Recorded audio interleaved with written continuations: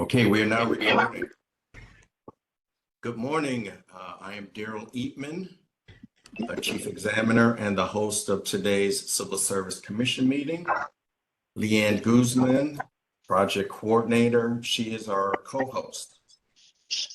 Please be aware, if you are disconnected during the meeting, please click on your email or calendar invite to join the meeting again. Please keep yourself on mute until you are called upon. If you're using a phone, use *6 to mute or unmute yourself. Once the Civil Service Commission has addressed your agenda item, you may leave this meeting. We have a quorum of our commission members. At this time, I give the meeting to Pastor Gregory Jordan.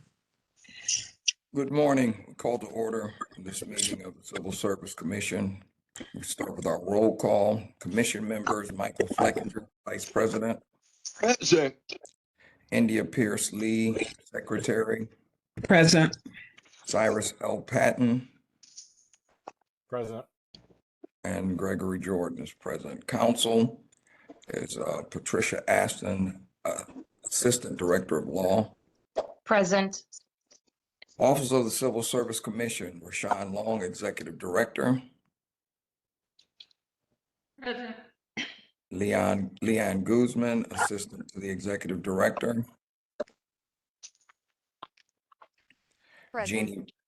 Jeannie Rogers, Assistant Administrator. Present. Daryl Eatman, Civil Service Examiner 4. Present. Lila Abrams Fitzpatrick, Business and Operation Manager. Present. Is our court reporter present? Yes, I am in the corner. Thank you. We have agenda guests today. Tiffany Fishbach, Assistant Director of Law. Present. Jeffrey Brown, Commissioner of Public Works, Division of Motor Vehicles Maintenance. Present. Danielle Graham, Executive Commissioner, Director of Public Utilities.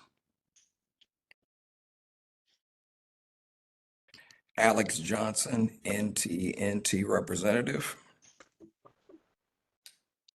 Present. Josie Herman, NTNT Representative. She won't be joining this morning. All right, thank you. And to anyone, if I mess your name up, just please give us the correct pronunciation. Joseph Kahns, President of the Association of Cleveland Firefighters, Local 93. Present. Matthew Locklear, Firefighter, Division of Fire. Herbert Reese, Firefighter, Division of Fire.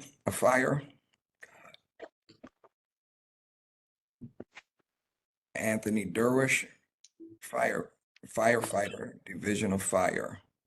Present. Dennis Phelps, Firefighter, Division of Fire. Present. Joseph Farah, Firefighter, Division of Fire. Micah Wilson, Firefighter, Division of Fire. Mark Shaley, Firefighter, Division of Fire. Present. John Ruddy, Firefighter, Division of Fire. Present. James Mateer, Firefighter, Division of Fire.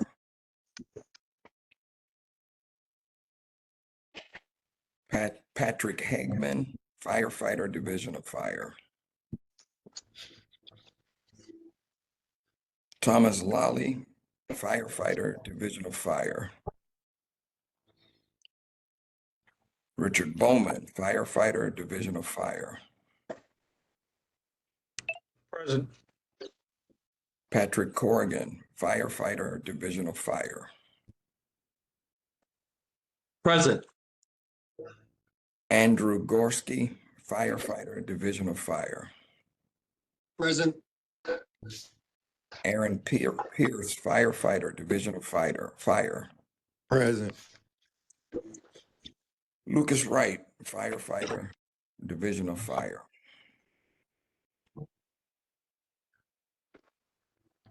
Umberto Farrar, firefighter, Division of Fire. Francis Lally, firefighter, Division of Fire. Present. Thank you. So we move to our agenda item 2, accepting of today's agenda. Motion to approve Flickinger. Secondly. It's been moved and seconded to approve today's agenda. All in favor? Lee, I. Flickinger, aye. Patton, aye. Jordan, aye. That motion was approved. Item 3, approval of the minutes from the May 24th, 2024 Civil Service Commission meeting. Motion to approve Flickinger. Second. It's been moved and seconded to approve. All in favor? Lee, I. Flickinger, aye. Patton, aye. Jordan, aye. That motion was approved. Item 4, approval of the routine matters. Motion to approve Flickinger. Secondly. It's been moved and seconded to approve. All in favor? Lee, I. Flickinger, aye. Patton, aye. Jordan, aye. That motion was approved. Item 5, consideration of the ministerial correction to the eligible list for the classification of sheet metal worker. Good morning, Daryl Eatman, Chief Examiner. I'm requesting a ministerial correction to the eligible list for the classification of sheet metal worker. This correction is necessary to add someone approved to test late. Motion to approve Flickinger. Second, Patton. It's been moved and seconded to approve. All in favor? Lee, I. Flickinger, aye. Patton, aye. Jordan, aye. That motion was approved. Item 6, consideration of the request from the Department of Public Utilities to amend the duties and minimum qualifications of the classification of meter technician supervisor. Good morning. I can speak to this piece. So these are actually more clerical corrections or administrative corrections as opposed to a revision. Sorry, I don't know who's talking. Sorry. This is Rashawn Long. Okay, thank you. No problem. I apologize. I don't believe that your copy has the corrections reflected, but under the job description, what is being corrected is in sentence 1, and it says under general direction supervises installation, maintenance, and repair of water meters. It previously related to water appurtenances, and that is an error. It should reflect water meters. And then in the minimum qualifications, it is the same correction where it states 3 years of full-time unit leader in the repair of water meters. It previously reflected water appurtenances. So it is just changing water appurtenances to water meters. Thank you. Do I have a motion? Motion for Patton. Secondly. Flickinger. It's been moved and seconded to approve. All in favor? Lee, I. Flickinger, aye. Patton, aye. Jordan, aye. That motion was approved. Item 7, consideration of the request from Public Works to amend the minimum qualifications of the classification auto repair technician and heavy duty technician. Yes, Jeff Brown, Commissioner of Motor Vehicle Maintenance. We are requesting the minimum qualifications for the auto repair technician to be reduced from 2 years to 1 year, and for the heavy duty technician to be reduced from 3 years to 2 years. The main purpose of that is to help us with our recruitment. There's a nationwide shortage of technicians, and we're just trying to open the city of Cleveland up to a larger pool of applicants. Motion to approve, Flickinger. Secondly, It's been moved and seconded to approve. All in favor? Lee, Flickinger, aye. Patton, aye. Jordan, aye. That motion was approved. Item 8, consideration of the ministerial correction to the eligible list for the classification of customer service representative call center. Daryl Eatman here, Chief Examiner. I'm requesting a ministerial correction to the eligible list for customer service representative call center. This correction is necessary to approve someone or to add someone approved to test late. Motion to approve, Flickinger. Second, Patton. It's been moved and seconded to approve. All in favor? Lee, Flickinger, aye. Patton, aye. Jordan, aye. That motion was approved. Item 9, consideration of the request from Aaron Pierce to appeal the score of the promotional exam given to the Division of Fire. Is Aaron Pierce here? Yes, I'm here, present. Do you have representation? Yeah, just local 93. Okay, so it's the representative from the city here. to the chair. All right, thank you. Before Chairman. we start, To the chairman, I need to recuse myself. This is India Lee. thank you, India. And we still will have a quorum if when India recuses herself on this particular case.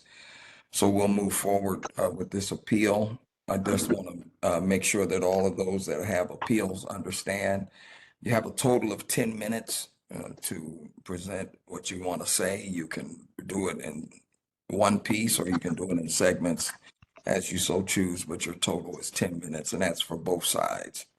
So we will start with you, Mr. Pierce, or your representative. All right.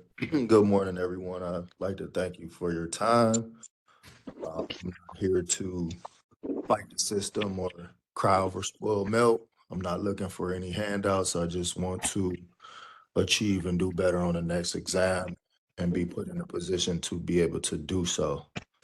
I do have a issue with the list that was established on 4/12/2024 after we took the exam.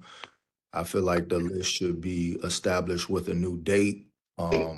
When the list was established, we had a lot of clerical errors that was not verified, just with seniority points. That's not even going into if anybody found any issues with their scoring systems after reviewing their documents. But there were a ton of clerical issues and seniority points that weren't verified, and the list was established without those being corrected. And I feel like that list needs to be amended. And that 4/12 date has no validity to it because it was established as an incorrect list.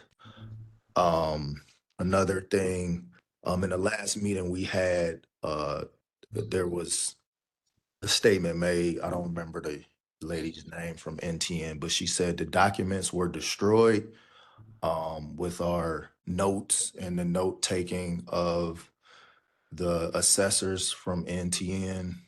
But in our Civil Service Commission rules in 4.90, we have what's called a preservation of papers, and those papers should be valid and held within the life of the list, which would be 2 years unless proven otherwise through the Civil Service Commission. So I would like to give you guys the floor to respond to those two questions. Thank you, Mr. Pierce. Who's speaking on behalf of the city?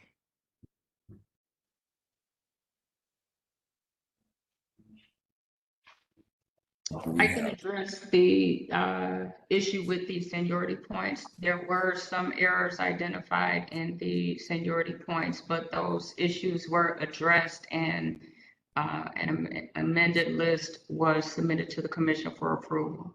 So that was corrected.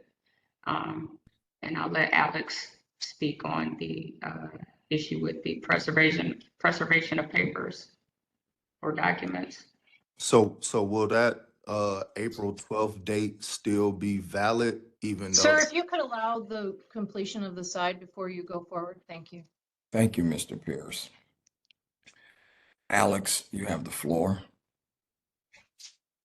I don't have much else to add other than we shredded the assessor notes and the candidate notes that were taken in accordance with our company policy. And in terms of the civil service rule, I have not seen that and can't speak to what that rule covers or entails. The rating forms have been preserved and they're in the possession of Cleveland Civil Service. Thank you, Mr. Pastor, Pierce. this is Patty. If I can address, it seems that they're pointing to rules, so I will give you your rules on the legal side. The Thank you. preservation of papers is Civil Service Rule 4.90, which says all examination answer sheets shall be preserved in the office of the commission for at least the life of the eligible list. The previous discussion of Rule 4.50, I think, is being indirectly referenced about the review of the answer key in the sheets. I will point you to Rule 5. Your eligible list is under Rule 5.00. The establishment of the eligible list is in Rule 5.10 that reads, from the return of each competitive examination, the commission shall prepare and keep open to public inspection an eligible list of the persons whose grades in the examination are not less than 70.00% and who are otherwise eligible. Such persons shall be notified and take rank upon the eligible list or lists in the order of their relative grades. The grade of any applicant failing to qualify shall not be made public. The duration of the eligible list is under Rule 5.20. And I will also tell you that there is a charter section regarding the time period as well. I don't have that at my fingertips, but I can most certainly find that. Eligible lists created by the commission shall remain in force not longer than 2 years. Provided, however, that the commission may abolish any other than promotional lists by holding a new examination whenever in its judgment the interest of the public service makes such course desirable. So those are the rules at issue. And again, the timing of not longer than 2 years is a shall, and there is also that comes from a required charter provision of not longer than 2 years. Thank you. Thank you, Mr. Pierce. Do you have the floor? So that date for April 12th, when that list was established with the clerical issues, is that date going to be valid moving forward for our 2-year period? Or are we going to change that date because those scores haven't been amended yet?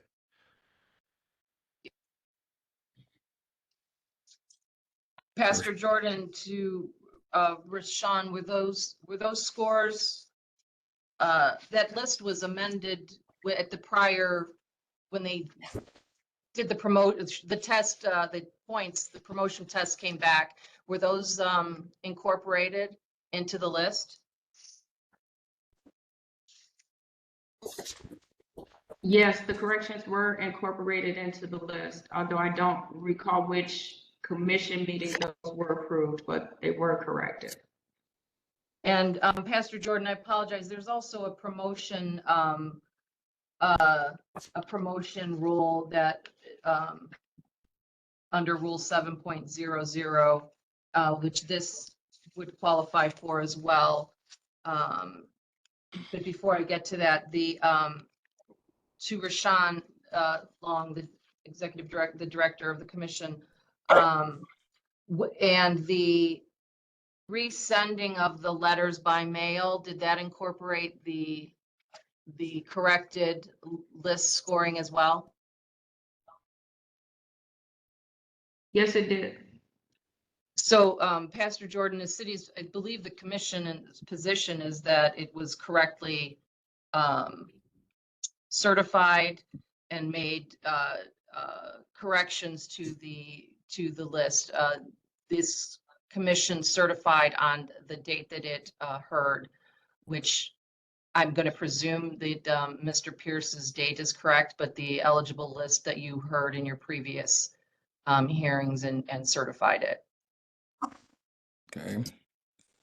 Mr. Pierce, anything further? We haven't got any information that validates the new scores. All they did was send out the scores that we previously had already gotten.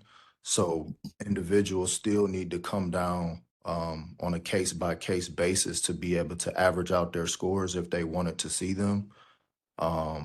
So I think that needs to be that list needs to be reestablished and that date needs to be reestablished because we still don't have, as a department, a list in its entirety with all the correct members and their correct slots and how they tested. But moving forward,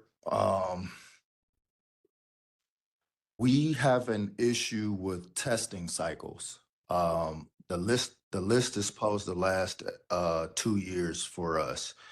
I've been on the job 10 years and I've only been able to take 2 exams. That's a little bit alarming for me.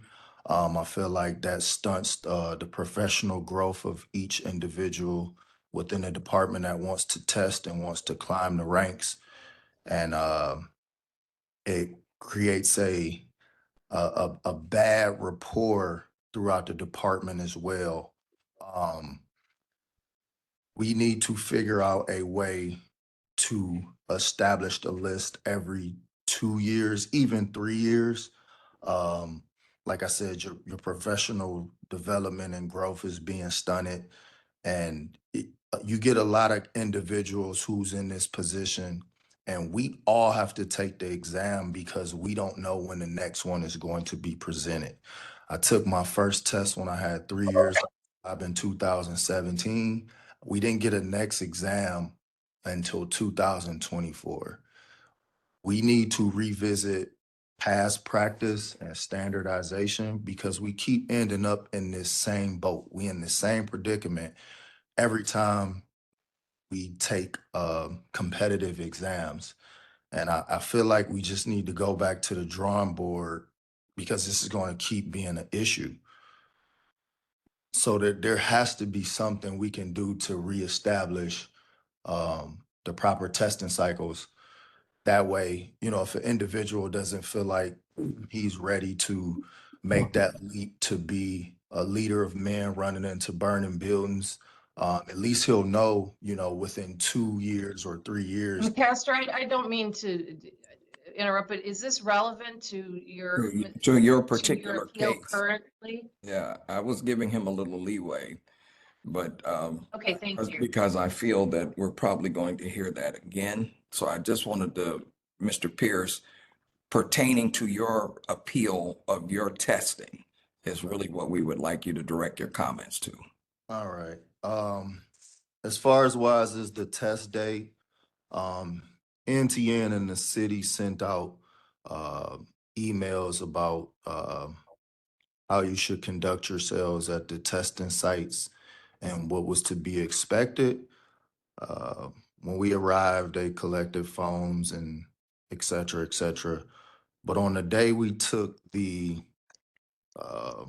oral examinations, a lot of individuals were allowed to bring in book bags with reading material, and some people tested, later than others, which gave them an advantage to review their material between an hour to 4 hour time frame as they waited for other individuals to take their exam. That was not clarified in our testing material and the documents that we received. Mr. Pierce, may I ask the question because so you were saying that people were taking the test and others were not in the room where the test was being taken and they were reading? Yeah, they had reading materials and book bags, which was not clarified. All we were told to bring was your ID. Were they in the testing area? No, they were waiting to test. Okay, so if they would have waited in their car and read, would that have been a problem? You wasn't allowed to leave the building. Okay. Once you entered the building, you had to stay inside of the building. We were not told to bring in book bags. You told to bring in a water, maybe a snack, and your ID to be able to test. That's what I'm saying. This whole process has it's been mind blowing. They changed the dress code a week prior to the test. They changed times a week prior to the test. Like this is almost unacceptable. And I know I might be going off on a little tangent, and I apologize, but you talking about people's livelihood. People put a lot of time and effort into this, and I understand you guys got to move on with other people, but I think we need to go back to the drawing board throughout this whole process. Pastor you, sir. Jordan, may I just ask one question? Because Mr. Pierce stated that he believed that the new 5 days should have been reopened. Is that true? Did I hear you correctly, sir? No, I never said that. Oh, I apologize. I thought you said that you wanted No, I the just new said 5 days. the individuals that wanted to calculate their scores, all they got was the score that was initially sent out. They still have to come down to review the three different sets of documents that was provided down at City Hall when you. And you did, isn't that true? I did. I'm fine. I'm just saying Okay. for the members. So that forward, is to they Pastor still Jordan, have the to see their parties were documents to granted. calculate their scores. They were But granted an Mr. Pierce, opportunity. since it was that way for everyone, I think I don't see the problem there. You did get a chance to review your scores. Oh, yeah. I don't have a problem with that. Everyone who wanted to could have taken advantage of that. So, I don't see the issue. Yeah, but I never made that an issue. She heard me and brought that back up. I feel like everything is being bounced around and glossed over, but that's okay. At this point, I just want to know what will be the new date moving forward, or are you I guys think that they said that the date is established. I don't think they're changing the date. Am I correct, Rashawn? with the incorrect list that was Just established? a moment, Mr. Pierce. Just a moment. Am I correct, Rashawn? That is correct. The date will stand as it is. The date has been established. It was voted on in a previous meeting of the civil service. The date is not going to change. So April 12th is the Is date the date, yes. with the incorrect list initially. The date the list was corrected and voted on at a previous meeting. And Pastor, that commission meeting was May 24th. Is that correct, Leanne?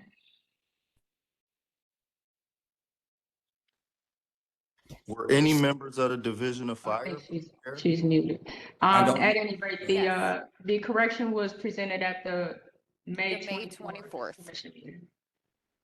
Yeah, the ministerial corrections for the lieutenant list and for the captain's list was on that agenda and approved.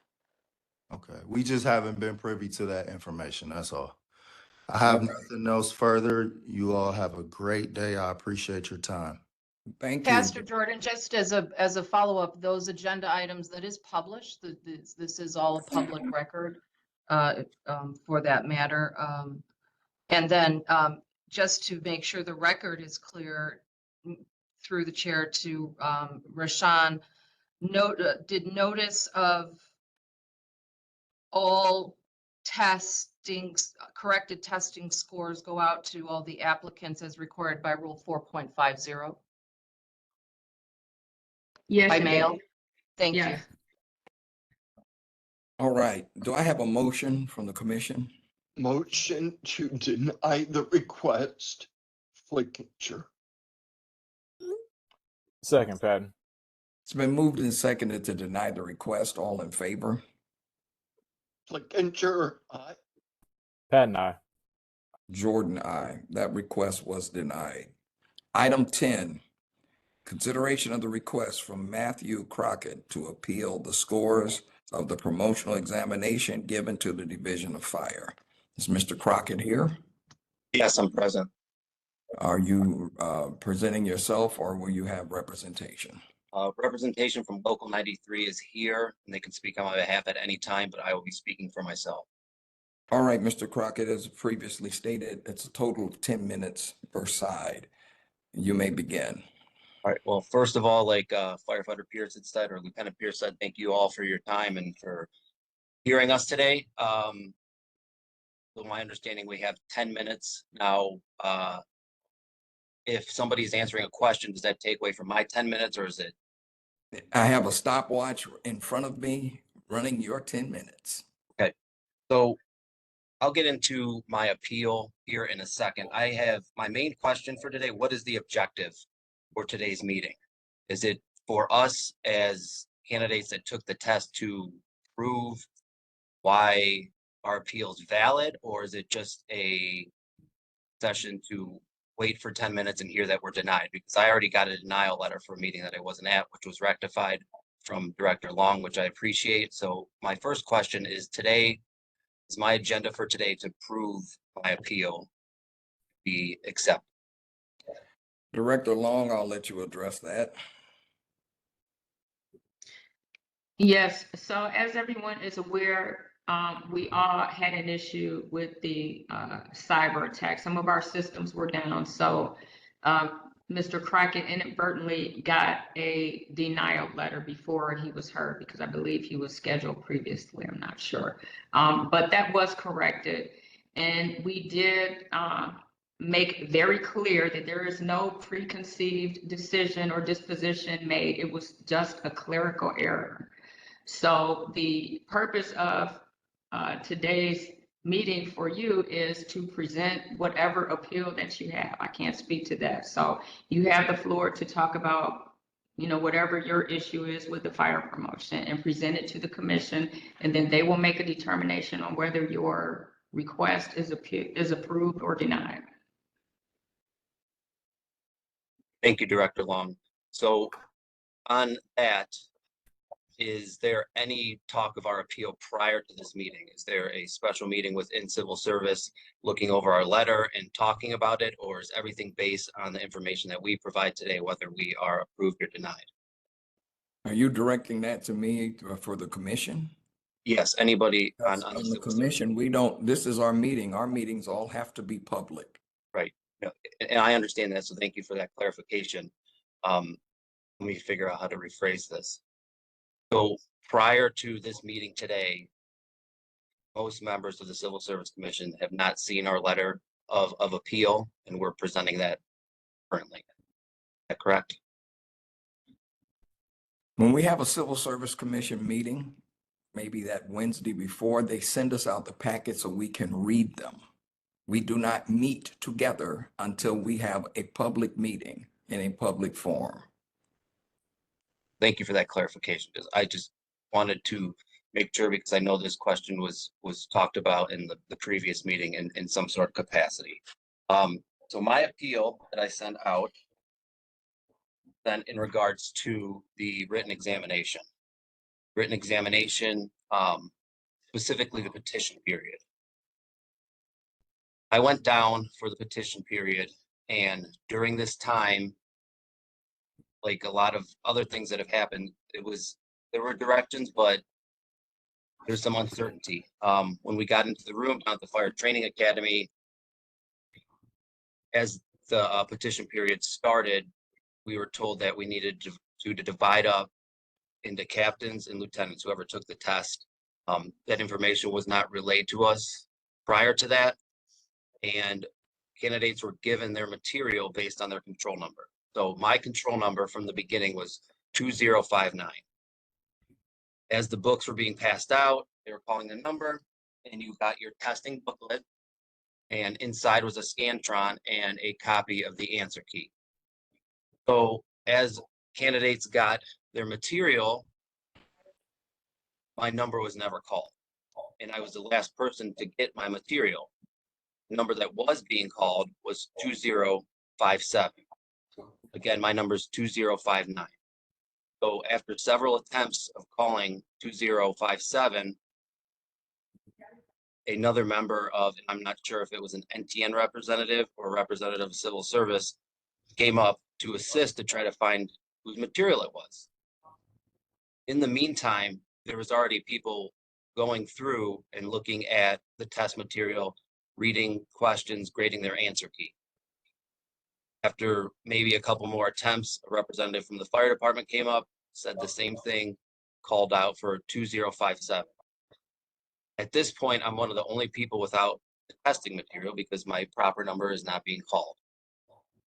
The sign-in sheet was then grabbed and was compared to the material at hand, and it was then realized that 2059, my control number, was the number of the missing material.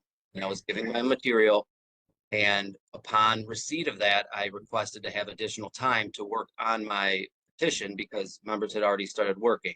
It was then brought to the attention of everybody in the room that nobody is supposed to be opening any of the material, yet that was not told to us right away, and members already had several minutes, upwards of 10 minutes, to start working on petitioning question. So we were given the rules, we started doing the petition process. I'm going through the test booklet that I was given, my Scantron and the answer key. I had a separate sheet of paper, we had separate sheets of paper to petition questions. So I went through my Scantron and the answer key, and I went from number 1 to 100, marking down questions that I got wrong per the answer key. I had 17 wrong. Then I went from number 100 to 1, again, 17 wrong, and then 1 to 100. So 3 separate times to ensure that I had the correct number wrong. Because my goal for that petition period was to be able to petition as many questions as possible. I went as far as into looking the best way to petition questions and to find the validity of them. That day I petitioned 8 questions, and then each time we needed a new piece of paper, we had to raise our hand. Around 45 to 50 minutes into this petition period, it dawned on me that the test booklet that I was given was not my test booklet.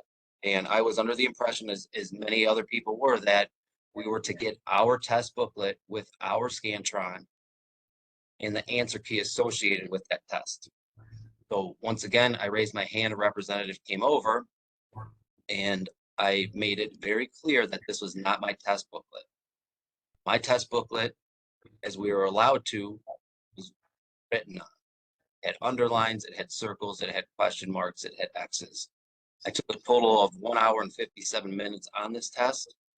And I specifically remember that because I put a lot of work into this to ensure that I did not skip any answers, to ensure that I picked the most correct answer. So when the representative came over to me, I stated this was not my material. And I was told that there was only a couple different versions of the test, and that it is more than likely that this is my book, or this is my test that I took. I don't particularly like that answer, but I knew for the sake of time, I only had a couple minutes, so I worked on and left the testing area or the petition area with the knowledge that I saw 17 questions wrong 3 different times on my Scantron. When we got the results for the test on 4/18 through an email at close to 6 o'clock at night, my results for the written examination stated that I got 34 wrong. So my appeal is requesting to be able to see my actual test booklet with my Scantron and the answer key associated with it, because on the petition date, 4/18, I saw 17 questions wrong. And then when I got my results, I had double that. So there's obviously either scores got mixed up, there was an issue at the initial petition period, or I don't know what else could have possibly happened. I just know that there has been a lot of different mishaps and issues throughout this entire process. So I'm requesting to be able to see my test booklet with my Scantron and the associated answer key, so I can clarify if the correct number wrong is 17, which puts me at a much higher position to get promoted to captain, or if it really truly is 34, and then I have to reevaluate, I guess, my study habits. Pastor Jordan, this is Patty. If I could just a ask moment. one. Just a question. moment. Just a moment, please. Thank you. So, Mr. Crockett, you have used 8 minutes and 34 seconds. Okay. All right, Patricia, go ahead. Thank you. Just one quick question. Mr. Crockett, you're talking about the written portion of the exam in February, is that correct? Yes, ma'am. Thank you. Rashawn, would you like to respond to this? So there were actually 2 opportunities to review your written examination. Unfortunately, I don't have the dates in front of me, but the first opportunity would have been after you received your scores the first time. And then at the last commission meeting, we agreed to send out these scores again via US mail. So there was another opportunity, to review your rating form. So I mean, why did you not request to review the examination form at that time? Because for this appeal, I requested to see the actual material. I can see numbers on a page and still not agree with it, because I know that on the petition period, I saw 17, but then the results that I was mailed from the civil service said 34. So if I So just you're referencing the material from NTN. What material are you? I don't know what material you're asking. on the date that we had on to the Fire Training Academy for the petition, where we had our test booklet, Scantron, and the answer key. That is the material that I'm requesting to see, because I don't agree with the numbers that were mailed to me. Okay, so that opportunity to review the written exam booklet and your Scantron, that expired. Right, and for the record, was that on the petition period, correct? Were we able to petition the questions? Oh, you're talking about after the initial test, that Monday Yes, where you guys were. at the Fire Training Academy to get our material to petition any questions that we felt were unfair That you or not. thought should be thrown out. So NTN would have reviewed those questions and made a determination on what should have been eliminated or not.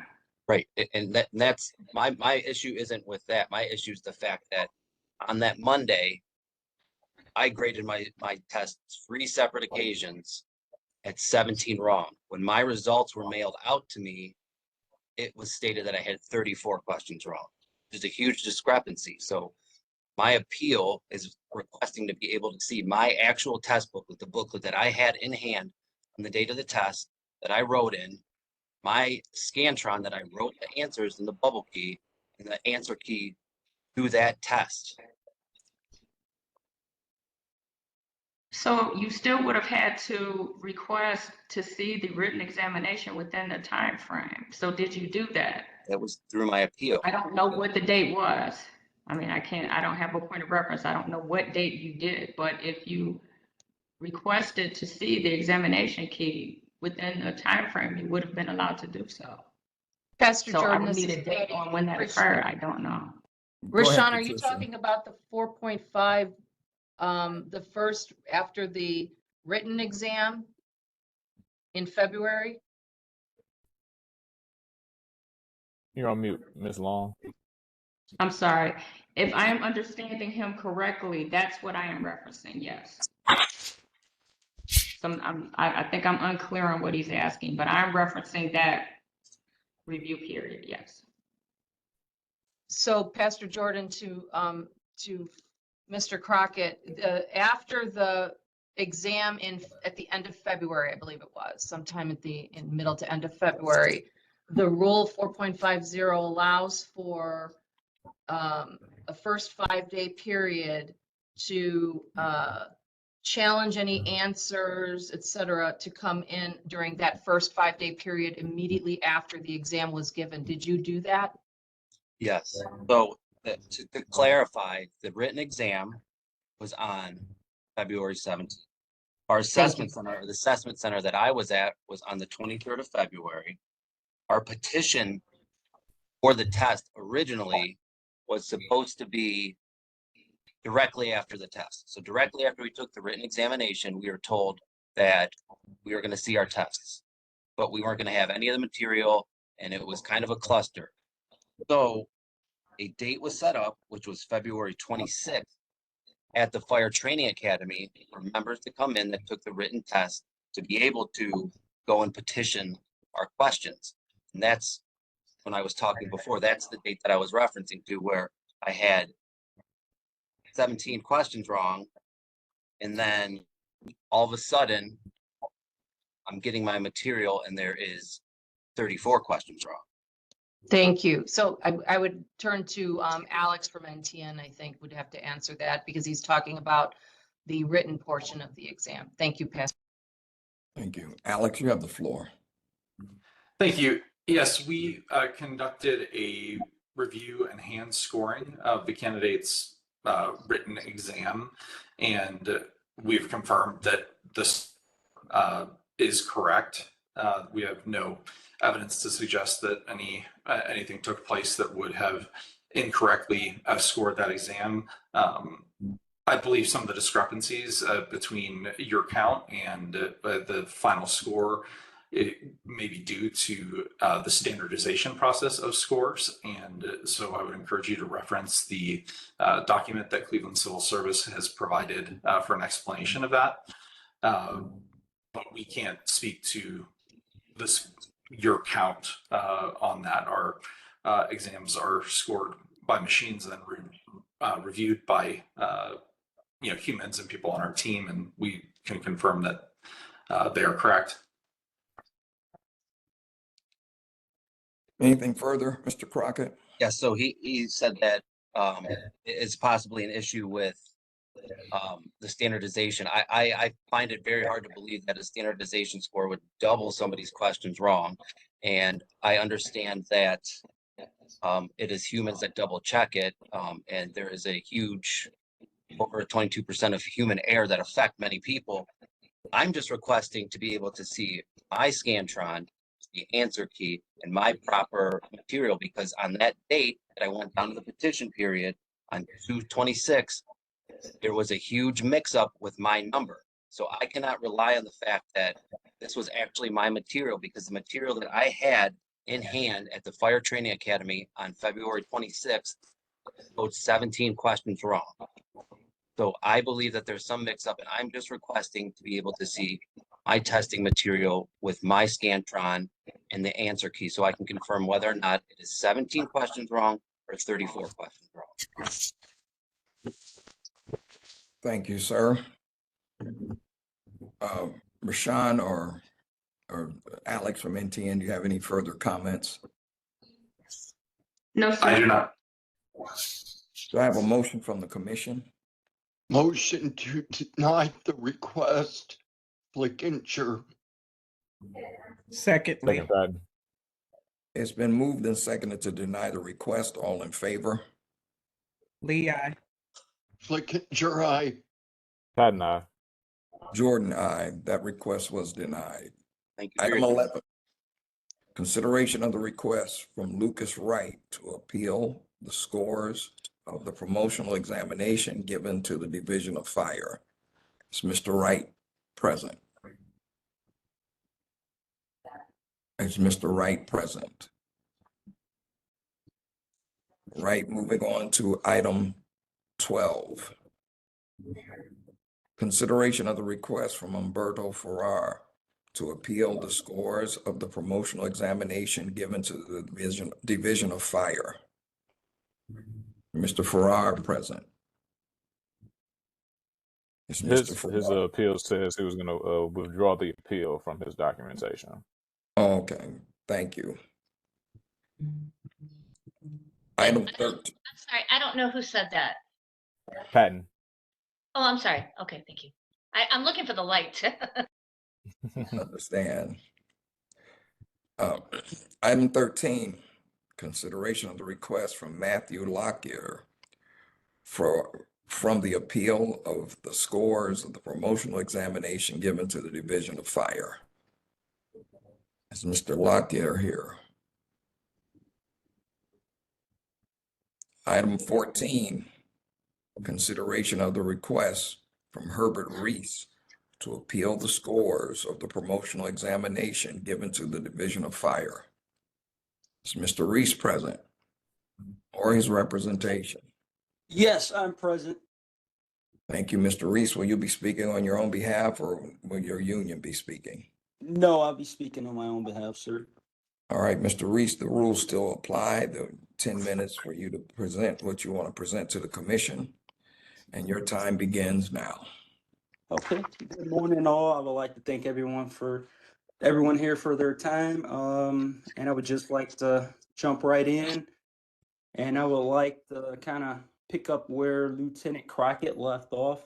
Again, my written exam scores, I went down for the challenge period that was scheduled for a later date, because initially it was scheduled for the same date, a few hours later after the written exam. And we came back after the written exam and waited a couple hours just to be told that it would be canceled and moved to a later date. And I don't want to sit here and complain, but I put a lot of time and effort into this whole promotion process. And this also took more time from my family, and it also cost me extra fees in the parking garage just to be told to come back at a later date. I'm going to jump right into when I did go down to review my written exam scores. I actually checked my scores twice, and I counted up. I missed 20 questions, so I should have ended up with an 80. But upon receiving the email, I had a 77.349. Would just like a little clarity on that. Alex, is that a question you want answered now, sir? Yes, sir. Yes, please. Alex from NTN, could you address that, please? And just to make sure specifically, you're talking about the discrepancies between your count and the final score? Yes, sir. Okay. Yes, we have reviewed your rating forms that were scored both by our machine and typical process, and then did a hand scoring of your written exam and can confirm that the number is correct. Discrepancies are likely due to the standardization of scores, which create a different score than you would have gotten based on our standardization process. And I can't account for what you counted that day. So, but we are comfortable with knowing that the score is correct. Thank you, sir. Mr. Reese? Okay. I totally understand. I get that you're comfortable with it. I'm not comfortable with it, but I'm going to move right along. I was going to request to view my handwritten notes along with the notes from the assessors, but again, I heard that they were destroyed. So can someone just explain to me, I guess, for like future practices or learning lesson for me, so I'm not in the same situation? If I have any discrepancies and my notes and their notes are destroyed and not being video recorded, I mean, what leg do I have to stand on here? Rashawn, that is a question you would like Yes, to sir. address to Yes, please. the commission or Yeah. to Civil Service Office? Rashawn, could you address that for him, please? The only thing I can really say is, we made every effort to ensure that this fire promotion was a very fair and impartial process. We went out for bid, we contracted with this vendor. So, I mean, their company policies are their company policies. They don't violate any of our civil service rules. So I'm unfortunately, that is the only answer that I can give you unless law has anything further to add. Patricia, you have. Thank you, Pastor Jordan. No law, I would not, because it would be improper for me to give any sort of legal advice to any of the appellants. Thank you. Thank you. Mr. Reese. Yes, sir. Okay. Okay, my next question is, if the assessors were taking notes during that session, when did they have time to actually discuss the candidates? Because upon leaving the room, heading over to the waiting area after the assessment center, another group was heading right over to the same rooms that we had just finished in. Could the note sheets have been lost or possibly mixed up? Alex, would you address that, please, on your procedure? The note sheets for both candidates and assessors, as we've said, are shredded right after the assessment center. On that day, all panels were given 10 minutes to rate each candidate after the exercise was completed before they saw another candidate. So we have, yes, you seeing other candidates being brought back. It could be because they were being brought to different panels that had already completed that, or different exercise panels, but every panel was given 10 minutes to rate each candidate. Thank you, sir. Mr. Reese. Okay, so when I was able to come down to civil service and look over my tactical and situational rating sheets there, the scoring, the green sheets. So one of the assessors, they like circled a bunch of the percentages and then he X'd a bunch out and it was kind of like scribbling on the paper. I just kind of thought that was like unprofessional.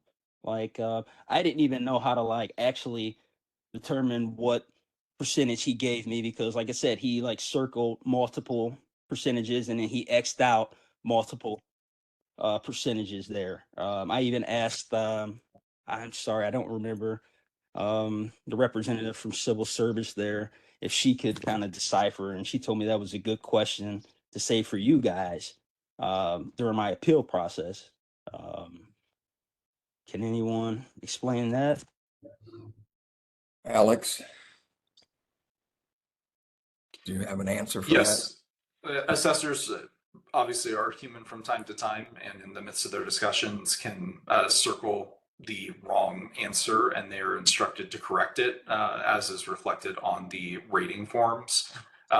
We, at this point, that is why we do consensus scoring, and after reviewing the rating forms, we don't see any issues with what has been done or concerns about the score. Thank you, sir. Mr. Reese. Mm-hmm. Okay. Yeah, I would like to touch back on what Lieutenant Pierce brought up before. I would just like to know why certain candidates were privileged to study materials in backpacks in the assessment center when we were being held in the auditorium, but clearly our notice states that bags and containers shall be subject to inspection and you can only bring water and food and snacks. But there was a lot of reference in study materials, and something like that I think should have been known, so every member would have had that opportunity for more time to study or practice. So Mr. Reese, I just for clarification for myself, you did hear what they said to Mr. Crockett, but you're saying while you were in the test, being tested, that other people outside were studying? No, this was like the holding area. Well, we had to report by a certain time, and if you were late, you were turned away. But certain, I'm sorry, a few groups of members were taken downstairs to actually the assessment center, and we were being held upstairs. And in that auditorium, we were told that we could have containers or bags, but they will be inspected. I brought like a little grocery plastic bag with the water and a couple of snacks. My bag wasn't inspected, but there was other members who had backpacks with notebooks and books and a ton of like reference study materials, and they were looking at that entire duration. And I was probably in that holding area maybe for, I don't know, close to a good 4 hours. It could have been another 4 hours. I could have been studying or doing whatever I chose to kind of help me perform a little better in the assessment center. Alex, could you give us a definitive on this issue? Yes, I mean, obviously instructions at check-in were that candidates were not allowed to bring anything other than water and food in with them. Many of them did bring those in a backpack. Outside of specific examples of people that have done this, we have not received any credible reports on this. Civil service was there sitting in those rooms and watching. And so if they had seen something, I believe that they would have spoken up. But at this point, we have no reason to believe that this did in fact happen. Thank you, sir. Mr. Reese, you have the floor. Okay. Yep. I can just attest, just like Lieutenant Pierce, this did happen, and there was multiple candidates who had backpacks. But moving along, I just want to know, like in past testing practices, is it a normal practice for policies, procedures that materials can be privileged to members, like certain members? I want to make sure that I understand your question. You're saying that certain members of your union and firefighters got information and others didn't? I just want to know, like, is it a practice that certain members could? I'm not singling anyone out or saying any name. I'm just wondering, is it a practice that anyone maybe is privileged to any materials? Anyone that I really want to make sure I understand. Anyone that is taking the test. Yes, sir. You're saying that you believe that someone got the test early? I'm not saying it. I just want to know, is it normal practice that anyone, not taking the test, that anyone would have been privileged to any of the tested materials? Rashawn? There absolutely no one received any information regarding the testing materials outside of NTN. So no There's member, no privileged information shared with anyone. so no member of the division at all? No member, not even the fire chief, not the director of safety, not anyone. No. Not Okay. the mayor, not the chief of staff, no one. Okay. Well, I'm pretty sure last meeting it was stated that the chief of the division had that information, and that was stated by a representative from NTN. He absolutely did not state any such thing. No one received any testing information. No one. I am saying that unequivocally, no one. Other than NTN received any testing information prior to the test being given. That is not true. Oh, I don't know what I was viewing there. Pretty sure last meeting that it was the former chief of the division had asked a question, and the representative from NTN stated that the chief of the division had that information. Mr. Reese, which meeting are you referring to? The last not the last one, because that was canceled. So the one before that, I don't know the exact date. Mr. Reese, are you referring to the last meeting we had as a commission Yes, sir. in May? Yes, sir. I can't give you the exact date. Rashawn, what happens with the public records from the meetings we have?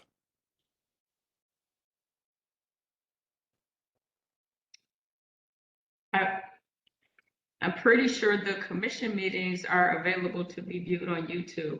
I believe they are. Are they published in the city record, Patty? I'm not sure. They're in, so you keep the Pastor Jordan, to the question, the commission's holds all of the records.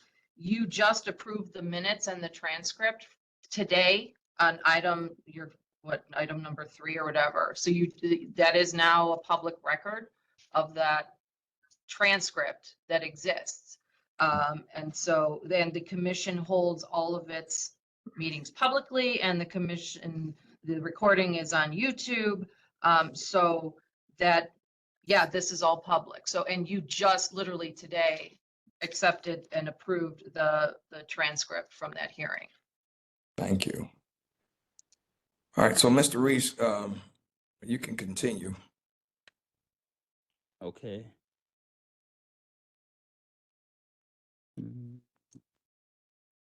Okay, I would just have another question here with the dress code, with the notice as well. I mean, I take this very seriously. I wanted to be a fireman since I was a little kid my entire life. I felt like I was ready for that next step, that next chapter in the division here, becoming a fire lieutenant. I followed everything that was in the dress code. It was business attire, interview attire, but there was again, there was members who were wearing sweats and boots and things that, I don't know, I can't say that I deem them inappropriate, but I don't feel like this was business or interview attire. And it also stated in the notice that it would be subject to removal if it was deemed inappropriate for the testing site. Was someone even monitoring that, or? Mr. Alex, you may speak to that, please. I am unfamiliar with anyone that wore sweatpants to the assessment center. I would, again, need specific examples. And ultimately, the civil service who checked everybody in and reviewed what was being worn had the opportunity to review anything to determine if it was inappropriate.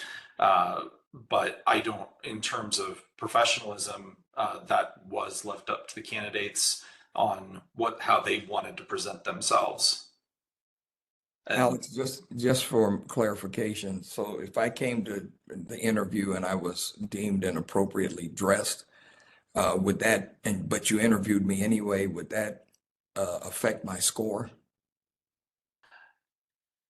There were no scoring indicators created around dress.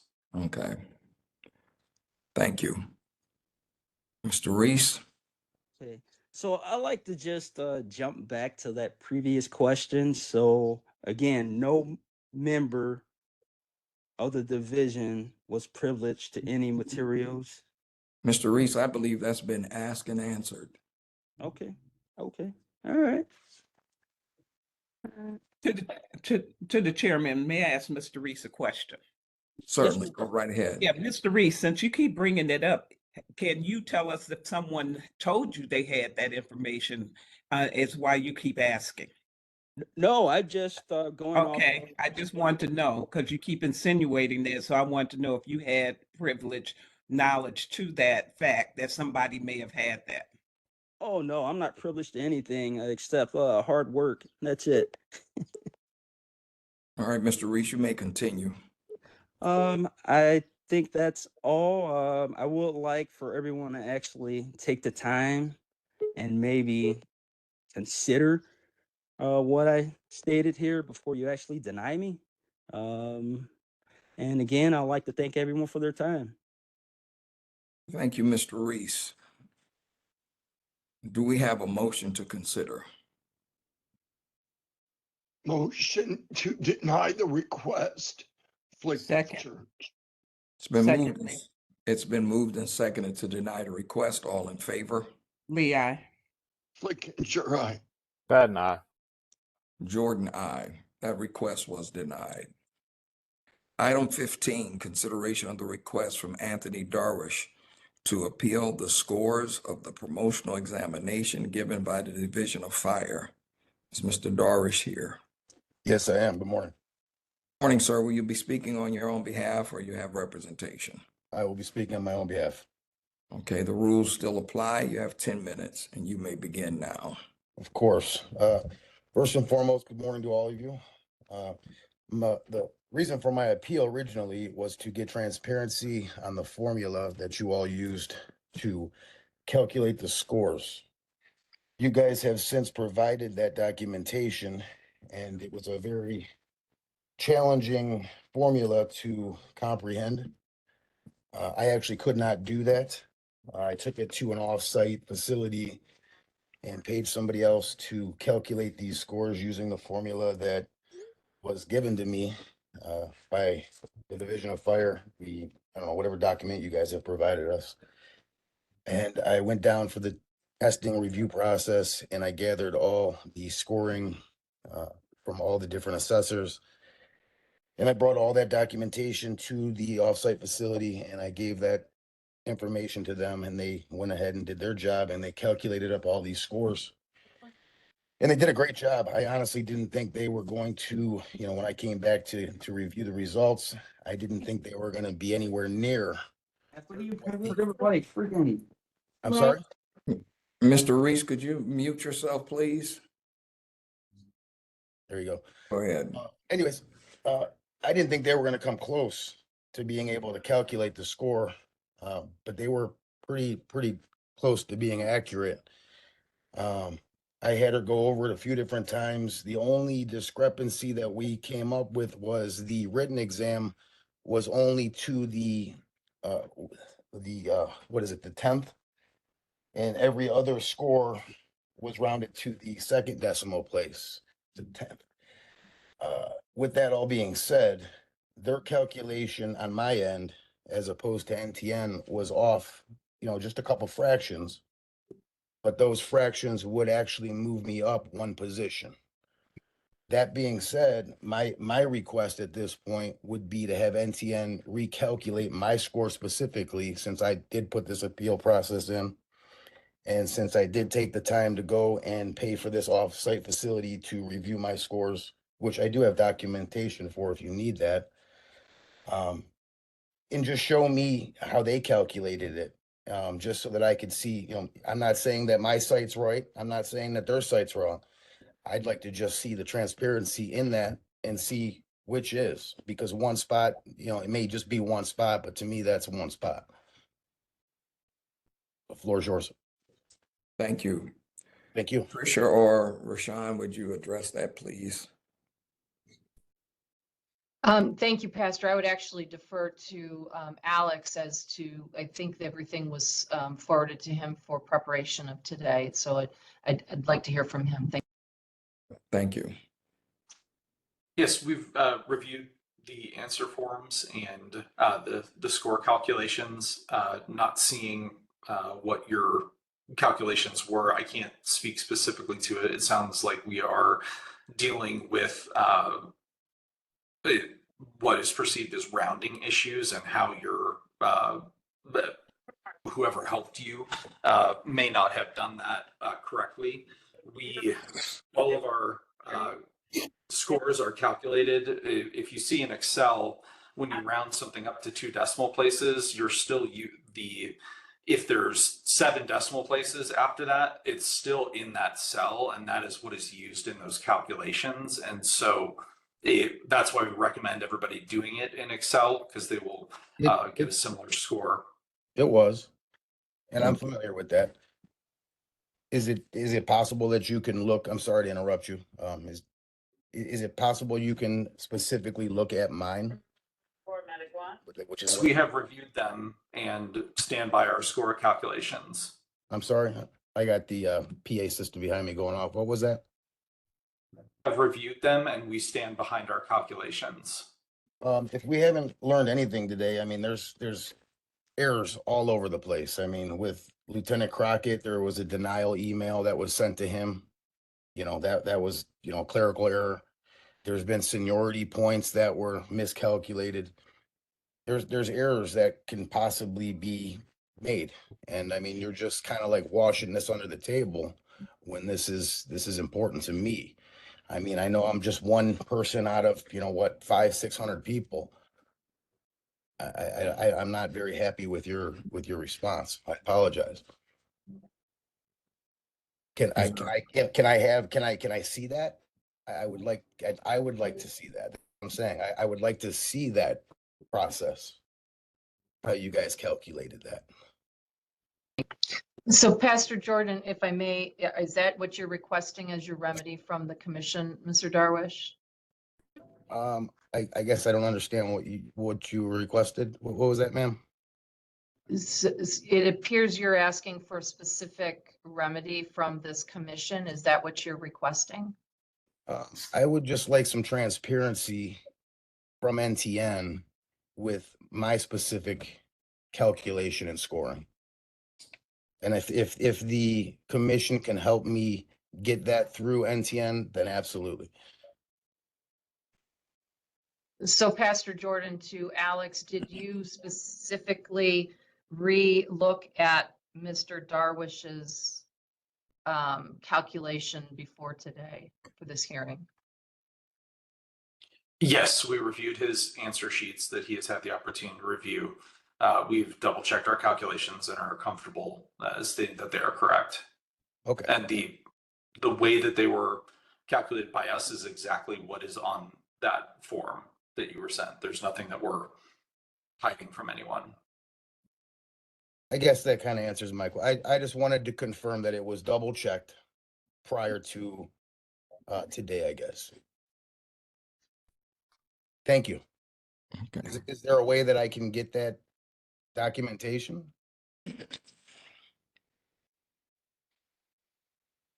Are you addressing that to Alex? Yes, sir. I don't understand what type of documentation that you're requesting. I mean, your mathematical process, I know you have a formula, but I would like to see the formula with my numbers in it and how it was calculated. I don't know what else to provide you, sir. You have the rating forms that were used to calculate the scores, and you were provided with the exact way to calculate the scores based on that. Based on what you're saying, there are likely some differences in the way that the numbers were rounded. We have confirmed that we have applied this correctly, and so I don't know what other documentation that we can provide that you don't already have. Alex, excuse me, Mr. Doris. Alex, when you test everyone, and when you're doing the grades, you use the exact same formula on every test? Sure. Okay, I just want to make sure. Mr. Doris, you have the floor. Again, I apologize. I want to see where the math is wrong on my end, I guess. And if there's nothing you can provide me with, all I could do is ask. Thank you. Thank you, sir. Is there any other comments? No. You all have a great day. You have a daunting task ahead of you, and that is all. All right. Thank you, sir. Do I have a motion? Motion to deny the request. Sure. Second, Pat. Been moved and seconded to deny the request. All in favor? Right. Pat and I. Jordan, aye. That request was denied. Item 16, consideration of the request from Dennis Phillips to appeal the scores of the promotional examination given to the Division of Fire. Mr. Phillips here. Yes, sir. Are you speaking on your own behalf, or do you have representation? I have Local 93 representation. I'll be speaking on my behalf. All right, sir. The rules are still in place. You have 10 minutes. You have the floor now. All right. Well, again, thanks for everybody being here. You've already answered a lot of questions, so I'll try and keep it short if I can, because again, just from the beginning of this process, it seems like everything would get changed after something, was either printed or emailed out, and then something else would be out another couple of weeks. Going off of, I believe what Pierce and Reese were trying to say earlier was, even from the get-go of the testing process on the testing day, it was written to us to not bring cell phones or testing materials to the site. It wasn't about going into the site or having it wherever, not to bring any of that. And that was kind of waived. Anybody had an excuse that had a phone on them, and then, then people are sitting there studying, and it is what it is. If you didn't know the material at that point, but again, That was already right from the get-go where we were told not to have that stuff. And then all of a sudden it's like, okay, you could have this stuff. So people sat there for 6 hours. So I think that's more on their end, what they were doing. On my appeal, right from the beginning, mine was more on the written. It's like, I know I put that time in, put the time, everybody put money in, but it's like the time and effort of going in. And then I think that's the biggest one where after seeing that in my very first email of when those scores came out, I wanted to see any written material. I should be able to, look at the Scantron, look at, my test, everything, and sit down with somebody and come down. It's like when civil service said, okay, hey, you can come down whenever that came out. And you can go over your other information. It's like, okay, well, hey, that's great. On the assessors, that had nothing to do with my initial. I mean, right from the get-go, mine was 100% written because, like Lieutenant Crockett said about there's that little bit of human error. Something could have been written down, a computer or a printer, anything could be, and then it's not corrected, when it's written over. So, and I guess going off of what you guys are saying, that everything was destroyed, which is baffling, I guess, from the get-go till, everything was gone over. So I guess that's where, just like the other guys, like my question is, it is absolutely zero that we can sit there and go over any sort of written material with somebody. Or from the written exam, I should say. Is that a question? Yes, Are is you so directing that confirming to? that there is that will never happen. It is what it is. Any of you, Rashawn or Alex, like to address that?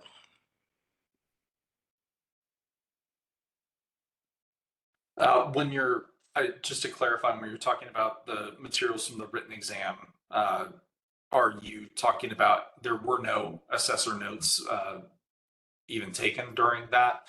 Because there weren't assessors for that portion? Scantron and the test. Scantron test and my answer sheet.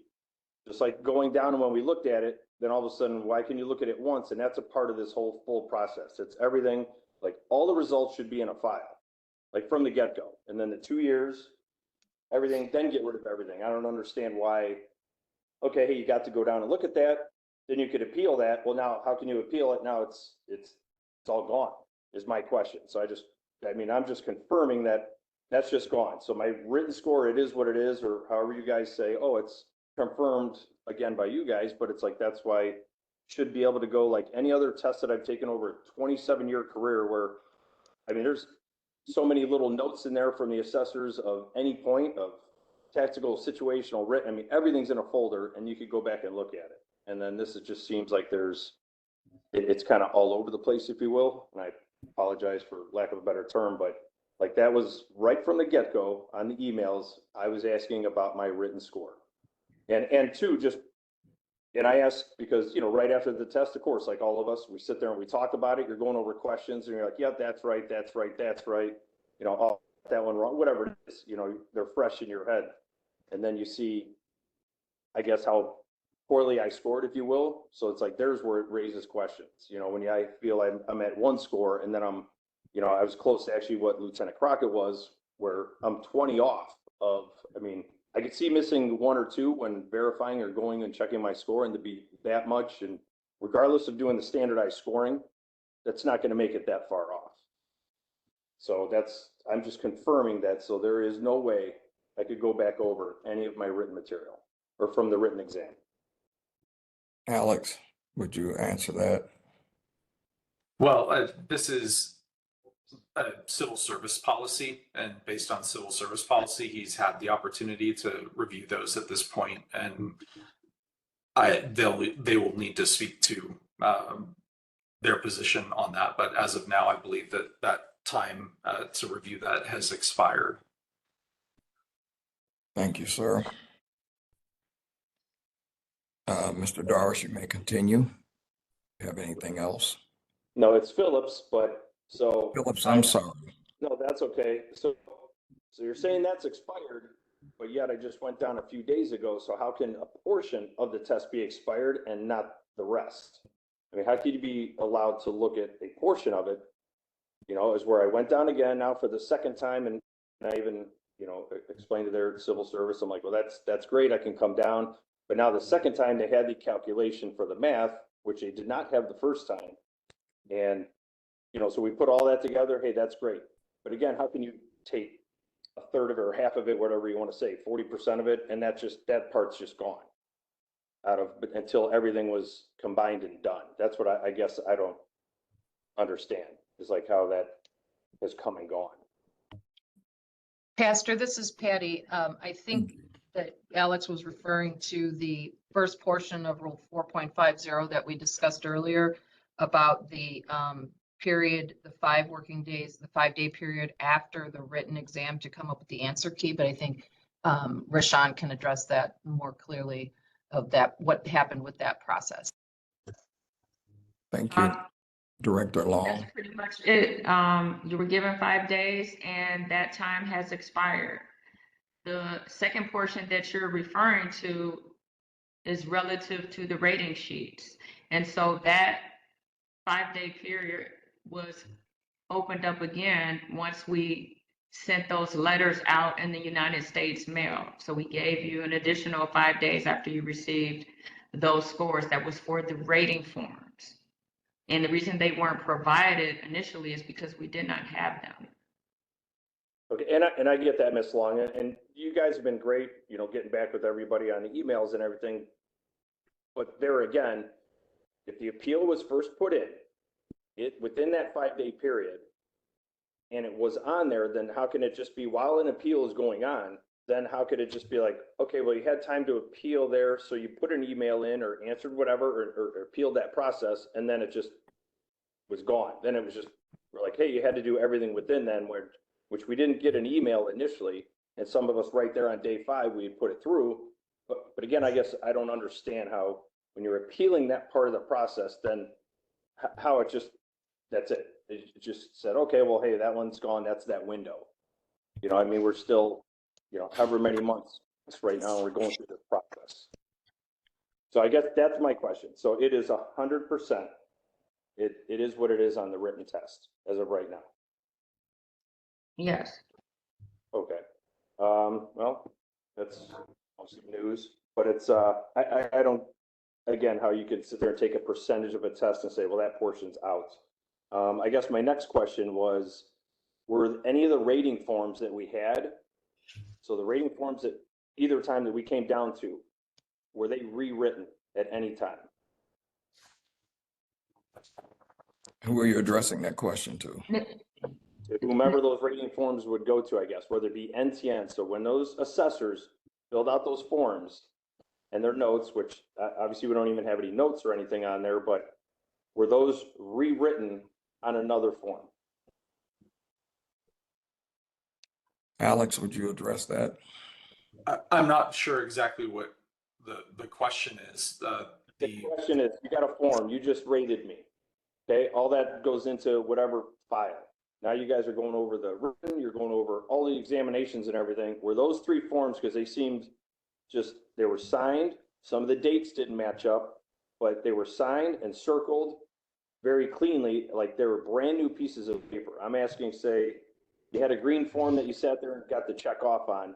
Now, was everything rewritten, or were the assessors scoring, were those rewritten on another form?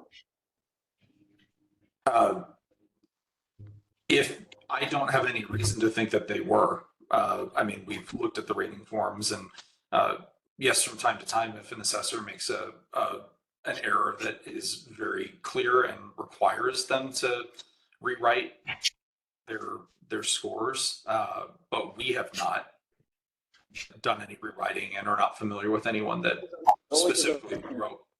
And I'm sorry, because like I said, some of the dates don't match, from maybe with the date at the top of when it was done, and or like any piece of paper. You can sit there and have a piece of paper in a folder or multiple pieces of paper and everything, and then these forms were like brand new pieces of paper is why I asked. So, I was just curious on that one.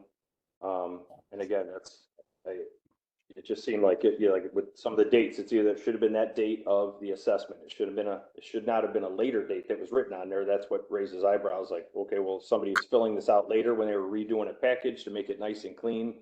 you know, that was another, I guess, question. Let's see, on calculations. So I guess can't do the textbook and Scantron. And I get, again, on those were the assessors. So now I guess my last question just is, were any of the assessors given our SOPs or general orders before the tacticals or situationals?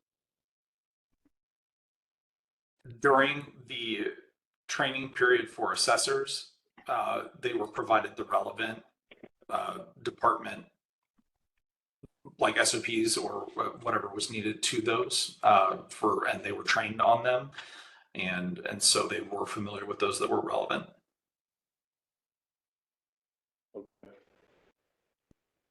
Well, I guess that's really it. Like I said, mine is going back to, you know, like Lieutenant Crockett mainly. It was on the written one, but I guess I just don't understand how a decision can be made before all parts of it are gathered and then done. Like I just, like I said, even last time I remember from the last test, like, hey, you know, there was the assessor's notes, there was everything in there. So I feel like this whole process could have been, you know, null and void if you sat there and it's like everything went into a folder, and then when everything was all said and done, because you could sit down with somebody from NTN or civil service, here's everything 100% transparency on, like, yep, we can go over your written one-on-one sitting, that you can go over everything. Like, it should have been put in a folder and taken care of later, and then all of this, you know, like I said, it just would have been done in a non-issue.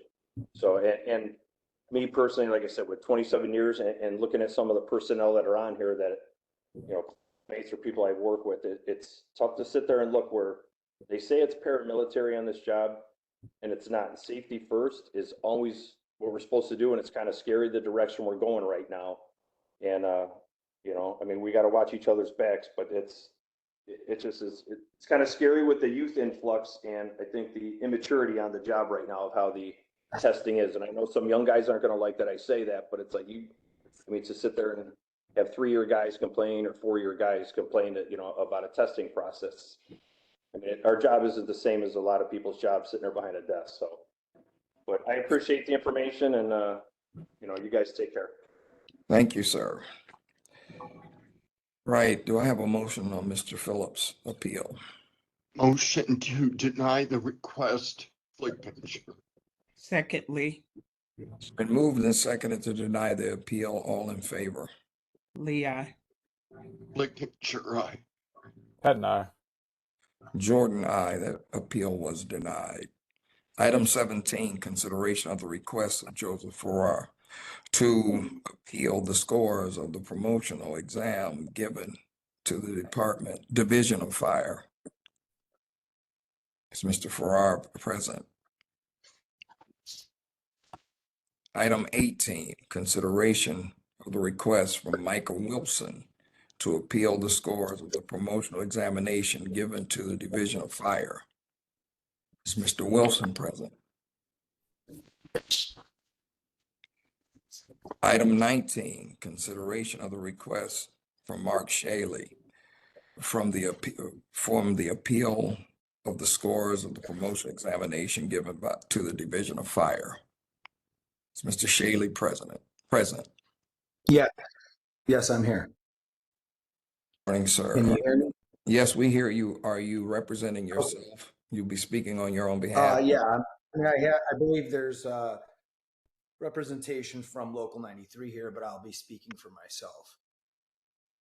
All right. Remember, you have 10 minutes, and you have the floor now. Okay, thank you. Good morning to everybody. Thanks for hearing us out here today.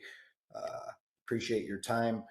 I'm appealing the validity of this examination for battalion chief, as probably as well as all ranks on this test, due to, I believe, a lack of transparency, a violation of procedural fairness, and due process and equal protection for all employees in a promotional examination.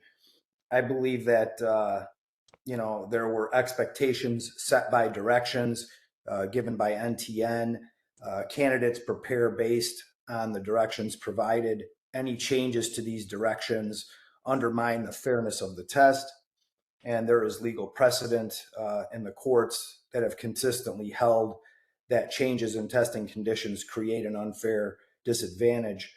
I also believe that, reliance on official information, candidates rely on the official information provided in the study guides and in the directions.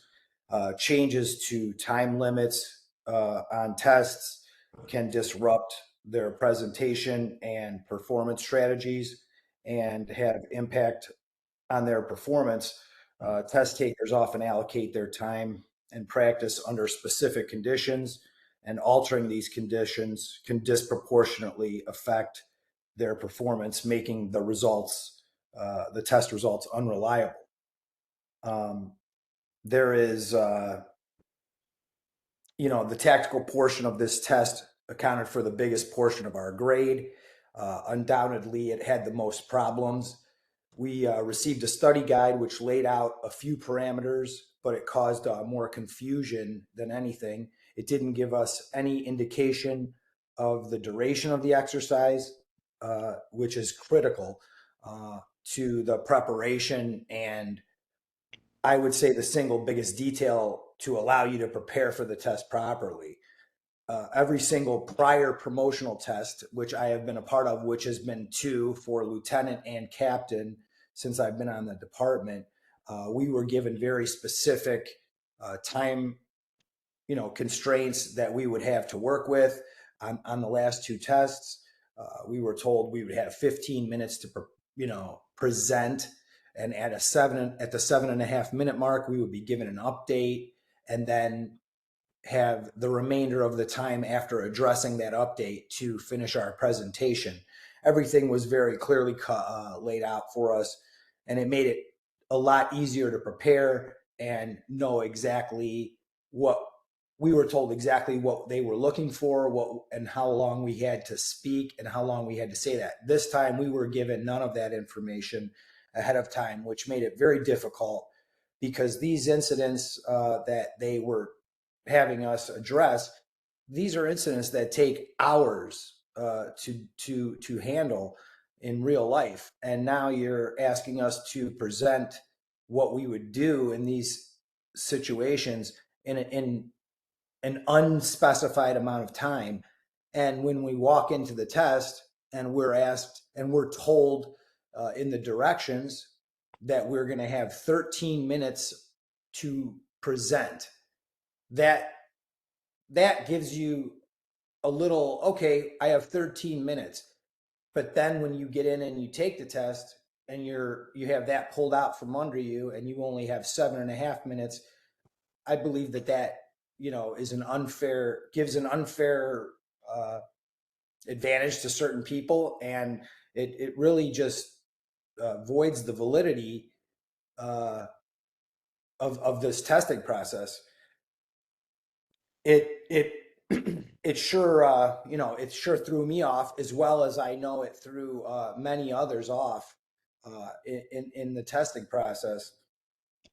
That as prepared as I was for this exam, I could have spoken in detail for hours, or I could have spoken for 5 minutes, hitting critical details if I knew what was expected of me.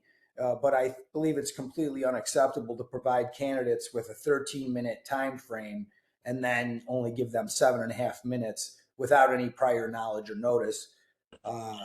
And it was also bad, that we didn't, leading up to the exam, we had no information from the testing company as to what was going to be expected on this tactical portion of the exam. They said that we were going to need to address our overall strategy, our tactical operations, our operational intent, and our safety concerns. And none of those were asked about on the actual test, and none of them were on the grading score sheets that we were shown from NTN. So there's just discrepancy here in in what was presented to us in the study materials, in the study guide, frankly, the mountain of study material that was given to all candidates, none of it was on the battalion chief promotional examinations. On any three parts of our test was the mountain of material that we were given to study and told to focus on, was involved in any three portions of our tests. They were completely arbitrary and had nothing to do with the study guide, the study materials, and the reference materials that we were presented, prior to the examination. This, that changes the rubric of the test, which is a violation of procedural fairness and our due process rights. I think tests must be validated to ensure that they accurately measure the skills and knowledge required for the job, according to uniform guidelines on employee selection procedures. Procedural fairness and consistency in administering exams are critical to avoid arbitrary or discriminatory practices. And all public employees have a due process rights that require fair treatment and promotional procedures. The issue here, I believe, is that the testing company put out very vague and unhelpful study reference materials and study guide instructions that I think invalidate this test when you come in and you take a test that you were ill prepared for, had no direction to study for, and were given certain instructions once you walk into the testing room, and then we weren't allowed to ask any questions. We were told we would be allowed to ask questions, and then we're given no opportunity to ask questions in the testing room, and told that we were going to have 13 minutes to present, and then given 7.5 minutes to present. And I believe that alone should invalidate the test. There's just too big of a discrepancy here between what we were told prior to the test and what actually happened on the day of the examination. The same could be said for the written exercise. We were given such a vague idea of what that would be about. The instructions in the study guide said that you would be measuring our ability to communicate effectively in writing, and using a computer, we would be informed of a topic and scored by a panel of assessors who would be looking at our content, organization, grammar, spelling, and professionalism. And then the day of the test, the instructions that we were given basically said the same thing, asking us to do something that really had nothing to do with battalion chief's job, and something that we would do as a battalion chief. And I think that that's an issue as well, because the test should reflect actual job duties of a battalion chief.